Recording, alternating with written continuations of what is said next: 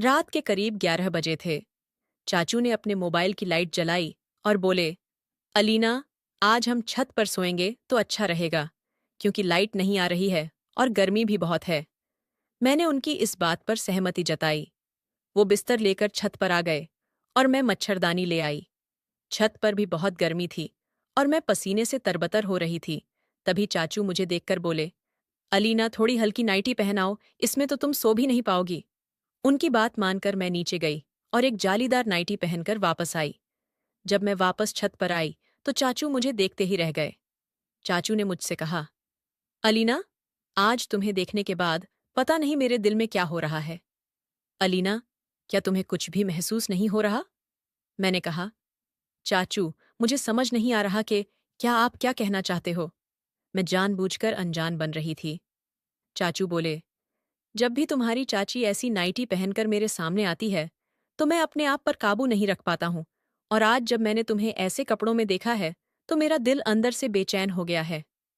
मैं उनकी बेचैनी समझ रही थी, इसलिए मैंने कोई विरोध नहीं किया। और फिर सारी रात। हेलो दोस्तों, आज की इस रोमांचक कहानी में आप सभी का स्वागत है। मेरा नाम अलीना है और मैं अभी कॉलेज में पढ़ रही हूँ। जून का महीना था। मेरे कॉलेज की छुट्टियां शुरू हो गई थीं और साथ ही साथ शादियों का सीजन भी चल रहा था। मेरे घर में भी एक शादी थी जिसमें मेरे घर के सभी लोगों को जाना था। घर के सभी लोग शादी में जाने के लिए तैयार थे, लेकिन सबसे बड़ी समस्या ये थी कि घर पर कौन रुकेगा और घर की देखभाल कौन करेगा, क्योंकि कुछ समय से हमारे शहर में चोरी के केस बढ़ते ही जा रहे हैं। इसी एक हफ्ते में 2-3 घरों में चोरी हो गई थी, इसीलिए हम सबका एक साथ जाना संभव नहीं था।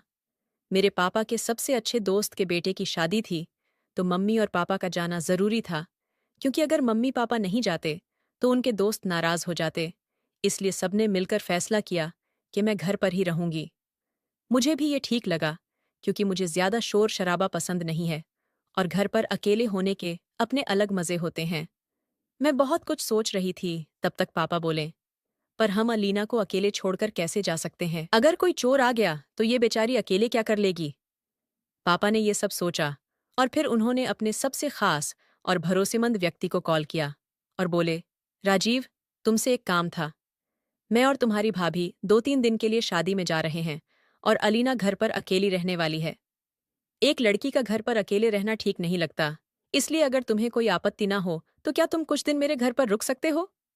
राजीव अंकल पापा के बहुत अच्छे दोस्त थे। राजीव अंकल बोले, अरे इसमें क्या परेशानी है यार? अलीना तो अपनी बच्ची की तरह है, उसका ख्याल रखना तो मेरा फर्ज बनता है।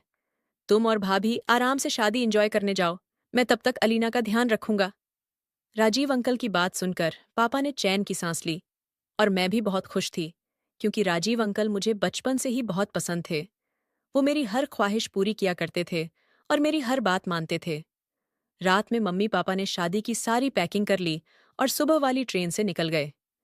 मैं उस पूरा दिन घर में अकेली थी और मूवीज देख रही थी। तभी मेरे फोन पर किसी की कॉल आई। मैंने फोन उठाया तो उधर से आवाज आई, हेलो मिस, आज शाम को क्या खाना पसंद करोगी? मैं समझ गई थी कि ये राजीव अंकल की आवाज है। मैंने भी उसी अंदाज में कहा, अगर आप खाने की बात कर रहे हैं तो पनीर की सब्जी लेते आना, और उसके बाद आप जो भी खिला देंगे मैं खुशी खुशी खा लूंगी। उनके आने से पहले ही मैंने रोटी और चावल बना रखे थे। शाम को जब चाचू घर आए तो अपने साथ पनीर की सब्जी भी लाए थे।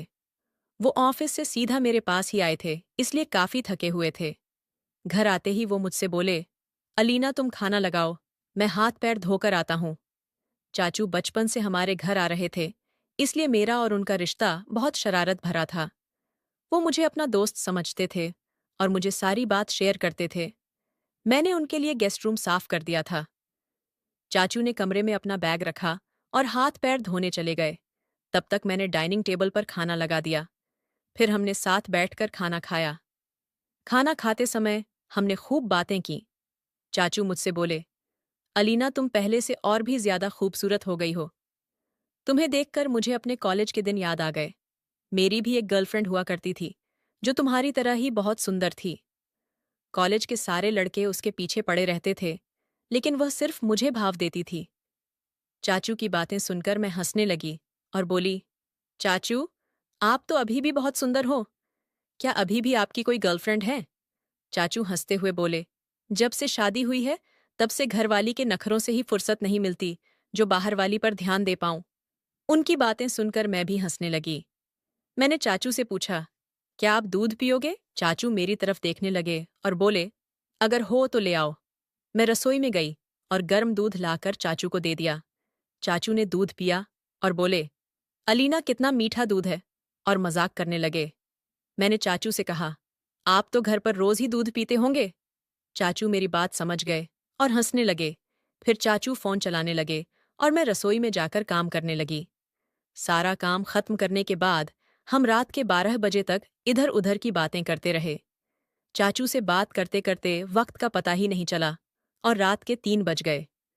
उसके बाद मैं अपने कमरे में जाकर सो गई और चाचू अपने कमरे में सो गए। सुबह मैं जल्दी उठ गई और चाचू के लिए नाश्ता बनाने लगी, लेकिन मैंने देखा कि वो अभी तक नहीं जागे हैं। मैंने चाचू को कई आवाजें लगाईं। चाचू, आपको देर हो रही है, प्लीज उठ जाइए। पर शायद रात को देर से सोने की वजह से वो गहरी नींद में सो रहे थे और उन्होंने मेरी आवाज नहीं सुनी। मैं धीरे से उनके कमरे में गई और उन्हें जगाने लगी। काफी देर जगाने के बाद भी जब वो नहीं जागे तो मैंने उनका कंबल खींच दिया और अचानक मेरी नजर एक ऐसी जगह पर गई जिसे देखकर मुझे बहुत शर्मिंदगी महसूस हुई। मैं कुछ देर तक ऐसे ही देखती रही, तब तक चाचू की आंख खुल गई। वो बोले, अरे अलीना, क्या हो गया? मैंने कहा, चाचू उठ जाइए, आपको ऑफिस के लिए देर हो जाएगी। उन्होंने अपना फोन उठाया और बोले, अरे बाप रे, आज तो बहुत देर हो गई है।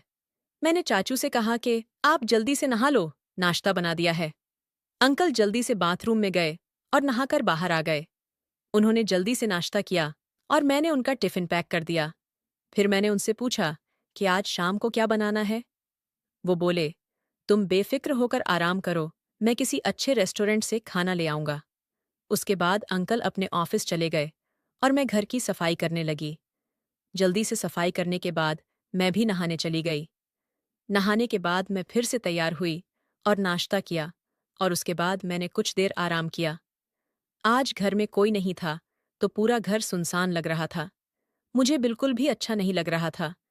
मुझे समझ में नहीं आ रहा था कि क्या करूं। दोपहर के 3 बज रहे थे, तो मैंने सोचा थोड़ी देर पढ़ाई कर लेती हूँ। मैंने 5 बजे तक पढ़ाई की और उसके बाद कब मेरी आंख लग गई, मुझे पता ही नहीं चला। 1 घंटे बाद जब मेरी नींद खुली, तो मैंने देखा कि चाचू के आने का समय हो गया है। मैं सोते सोते पूरी तरह पसीने से भीग चुकी थी, तो मैंने सोचा, चलो नहा लेती हूँ।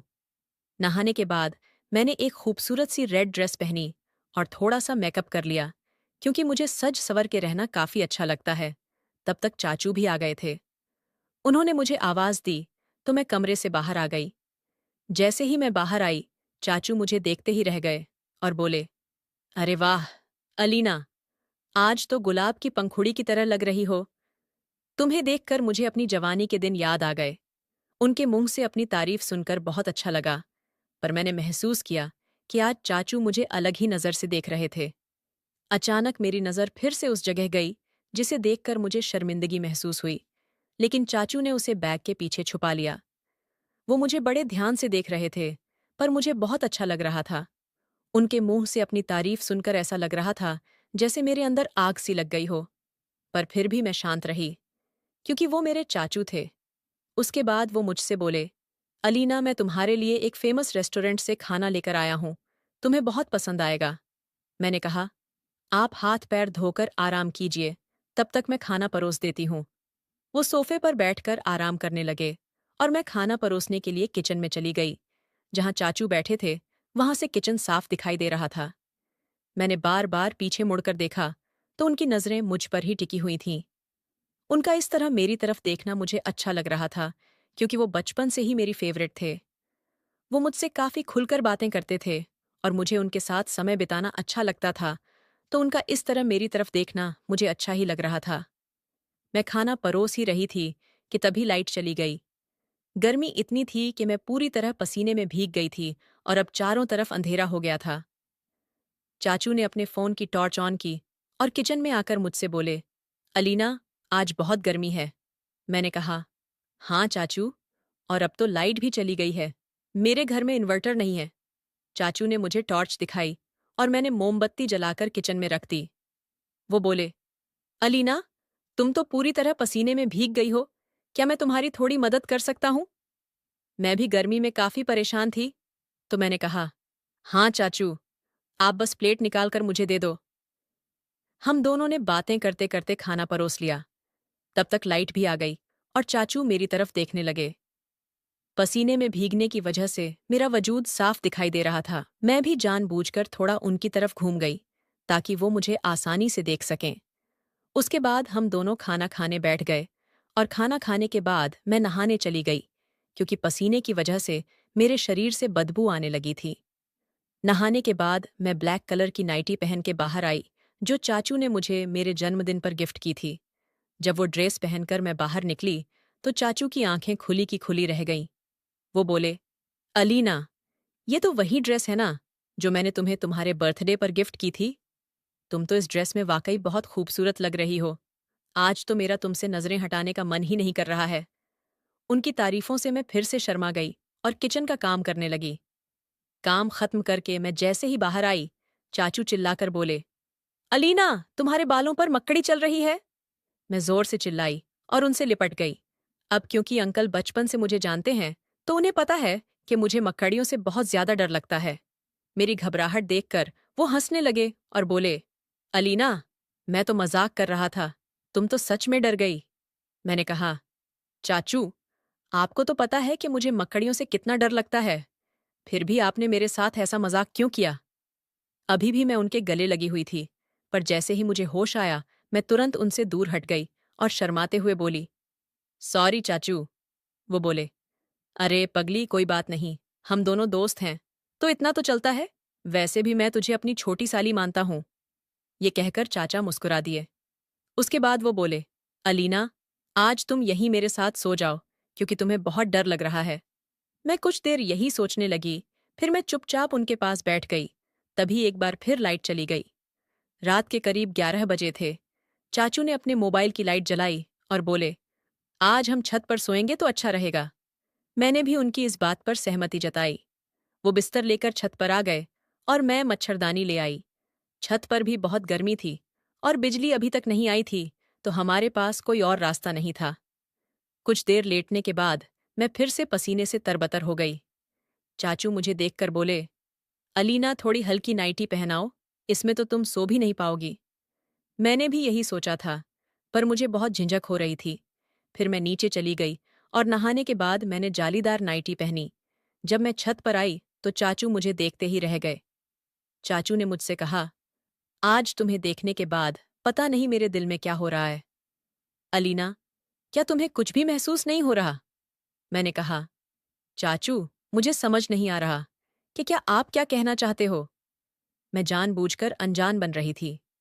चाचू बोले, जब भी तुम्हारी चाची ऐसी नाइटी पहनकर मेरे सामने आती है, तो मैं अपने आप पर काबू नहीं रख पाता हूँ। और आज जब मैंने तुम्हें ऐसे कपड़ों में देखा है, तो मेरा दिल अंदर से बेचैन हो गया है। ये सुनकर मैंने अपनी नजरें नीचे कर ली। फिर चाचू ने मुझे अपने पास बैठने का इशारा किया, तो मैं उनके पास बैठ गई। चाचू ने मुझसे पूछा, क्या कॉलेज में तुम्हारा कोई बॉयफ्रेंड है? मैंने कहा, नहीं चाचू, मेरा कोई बॉयफ्रेंड नहीं है। मैं बस अपनी पढ़ाई में ही व्यस्त रहती हूँ। इन सब कामों के लिए समय ही नहीं मिलता है। चाचू बोले, अलीना, अब तुम बड़ी हो गई हो और फिर भी तुम्हारा कोई बॉयफ्रेंड नहीं है? तुम आखिर किस सदी में जी रही हो? इस उम्र में तो लड़कियां कपड़ों की तरह बॉयफ्रेंड बदल लेती हैं और तुम अभी भी पुराने जमाने की जिंदगी जी रहे हो। मैं थोड़ा शर्माकर चुप हो गई। फिर चाचू ने मेरे हाथ अपने हाथों में लिए और बोले, क्या तुम्हें कभी किसी के साथ वक्त बिताने का मन नहीं करता? मैंने कहा, चाचू, मुझे अभी तक कोई मिला ही नहीं है। वो बोले, अच्छा, तो ये बताओ कि मैं तुम्हें कैसा लगता हूँ? मैंने शर्माते हुए कहा, आप तो बहुत ही हैंडसम हो। अगर आप जैसा कोई मिल जाए तो बात ही बन जाए। ये सुनकर चाचू के चेहरे पर शैतानी मुस्कान फैल गई और उन्होंने मुझे अपनी बाहों में ले लिया। मेरा दिल भी अंदर से बेचैन हो रहा था। मैं खुद पर काबू नहीं रख पा रही थी। फिर मैंने भी कोई विरोध नहीं किया।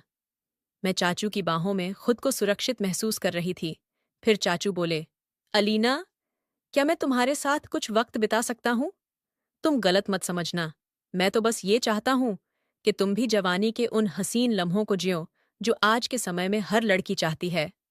मैंने शर्माते हुए चाचू से कहा कि जो आपको सही लगे। ये सुनते ही चाचू मुझे वो सुख देने लगे जिसका मैं इतने दिनों से इंतजार कर रही थी। मुझे चाचू का साथ बहुत अच्छा लग रहा था। कुछ ही देर में हम दोनों अपनी मंजिल पर पहुंच गए। थोड़ी देर बाद चाचू मुझे अपने कॉलेज की कहानियां सुनाते रहे और उस रात हम दोनों बातें करते करते सो गए। अगले दिन जब मैं सुबह उठी तो शर्म के मारे चाचू से आंख नहीं मिला पा रही थी। चाचू कहने लगे, अलीना, इसमें शर्माने वाली कोई बात नहीं है। हमारे बीच जो भी हुआ है दोनों की रजामंदी से हुआ है। अगर तुम्हें भविष्य में मेरे साथ समय बिताना हो तो तुम मुझे कॉल कर सकती हो या मुझे बता सकती हो। उसके बाद तो ये सिलसिला शुरू हो गया था। धीरे धीरे समय बीतता गया और चाचू से मेरा रिश्ता बढ़ता गया। इस तरह 1 साल बीत गया। फिर एक दिन मम्मी को मुझ पर शक होने लगा। मम्मी ने मुझे अपने पास बैठाया और पूछने लगी, अलीना, ये सब क्या चल रहा है? मैंने अपनी माँ से कहा कि मम्मी, ऐसा कुछ नहीं है। आपको सिर्फ गलत फहमी हो रही है। मेरे और चाचू के बीच ऐसा कुछ नहीं है। मम्मी ने कहा, ठीक है अलीना, मुझे तुम पर यकीन है, लेकिन अगर बाद में मुझे कुछ और पता चला तो तुम्हारे लिए अच्छा नहीं होगा। वैसे भी अब तुम बड़ी हो गई हो। तुम्हारा कॉलेज खत्म होने से पहले हम तुम्हारी शादी करवा देंगे। मम्मी के मुझसे शादी की बात सुनकर मैं बहुत डर गई। मैंने चाचू को कॉल करके उन्हें सारी बात बताई। उन्होंने कहा, अलीना, तुम्हें फिक्र करने की जरूरत नहीं है। मैं सब संभाल लूंगा। अगले ही दिन चाचू घर आए और मम्मी से बात करने लगे। बातों ही बातों में उन्होंने मम्मी से कहा, भाभी, अलीना की शादी का क्या प्लान है? वो अब बड़ी हो गई। मुझे लगता है अब हमें उसकी शादी कर देनी चाहिए। मेरी नज़र में एक लड़का है जो अलीना के लिए अच्छा रहेगा। मम्मी ने पूछा, लड़का कौन है? चाचू बोले, वो मेरे दोस्त का बेटा है। वो अपने माता पिता का इकलौता बेटा है, पर अब उसका इस दुनिया में कोई नहीं है। उसके माता पिता का एक कार एक्सीडेंट में देहांत हो गया था। तब से वो अकेला ही रहता है। लड़का अच्छी नौकरी कर रहा है और शरीफ भी है। मेरी मम्मी को भी इस रिश्ते से कोई आपत्ति नहीं थी, क्योंकि लड़के में कोई कमी नहीं थी। चाचू के जाने के बाद मैंने गुस्से में उन्हें फोन किया और बोली, आप यहाँ सब ठीक करने आए थे या फिर जो सही है उसे भी खराब करने? चाचू बोले, अलीना, मैंने तुमसे कहा था ना कि तुम्हें चिंता करने की कोई जरूरत नहीं है। मैं संभाल लूंगा। तुम मुझ पर भरोसा तो करो। मैंने तुम्हारी मम्मी को जिस लड़के के बारे में बताया है वो लड़का बहुत ही सीधा है। अगर तुम्हारी शादी उससे हो जाएगी तो हमारे रिश्ते में कोई रुकावट नहीं आएगी, क्योंकि वो कभी तुम पर शक नहीं करेगा। ये सुनकर मैं बहुत खुश हो गई। कुछ दिनों बाद मेरी शादी हो गई। मेरे पति अमन बहुत मासूम थे और मेरी हर खुशी का ख्याल रखते थे। मुझे उनसे कोई शिकायत नहीं थी। धीरे धीरे समय बीतता गया और हमारी शादी को 1 साल हो गया, लेकिन चाचू और मेरा रिश्ता अभी भी बरकरार था। वैसे तो सब हमारे प्लान के हिसाब से ही चल रहा था, पर कभी कभी मुझे लगता था कि शायद मैं जो कुछ भी कर रही हूं वो बहुत गलत है, क्योंकि अब मेरी शादी हो चुकी है और मैं अपने पति को धोखा दे रही हूं। लेकिन मुझे चाचू के साथ समय बिताना भी अच्छा लगता था। ऐसा नहीं था कि मैं अपने पति से प्यार नहीं करती थी। अमन भी मुझसे बहुत प्यार करता था, पर मुझे चाचू के साथ समय बिताना भी अच्छा लगता था। धीरे धीरे समय बीतता गया और हमारी शादी को 3 साल बीत गए। अब मेरा एक बेटा भी था जो मेरे पति से था। तब मैंने सोचा कि शायद अब मुझे सिर्फ अपने पति और अपने बेटे का ख्याल रखना चाहिए। मुझे चाचू से सारे रिश्ते खत्म करने होंगे, क्योंकि अगर कल को मेरे पति को हमारे इस अवैध संबंध का पता चला तो मेरे पति सहन नहीं कर पाएंगे और मेरे बसी बसाई गृहस्थी खत्म हो जाएगी। मैंने उसी शाम चाचू से बात की और उनको सारी बात बताई। चाचू ने भी मेरी बात समझी और मेरे इस फैसले की इज्जत रखी। दोस्तों, हम दोनों को पता था कि हमारा रिश्ता बहुत गलत है, पर इस रिश्ते को लेकर हम इतना आगे निकल आए थे कि पीछे लौटना मुश्किल था। पर फिर भी हमने कोशिश की और इस रिश्ते को खत्म किया। जब कभी मैं अकेले बैठती हूँ तो यही सोचती हूँ कि इस सब की क्या जरूरत थी। क्यों मैंने उसी दिन खुद को नहीं रोक लिया जब चाचू पहली बार करीब आने की कोशिश कर रहे थे। पर जो हुआ सो हुआ। अब मैं अपने परिवार में खुश हूँ और अब मुझे वो दोहरी जिंदगी नहीं जीनी पड़ेगी। कमेंट करके जरूर बताइएगा कि आपको ये कहानी कैसी लगी।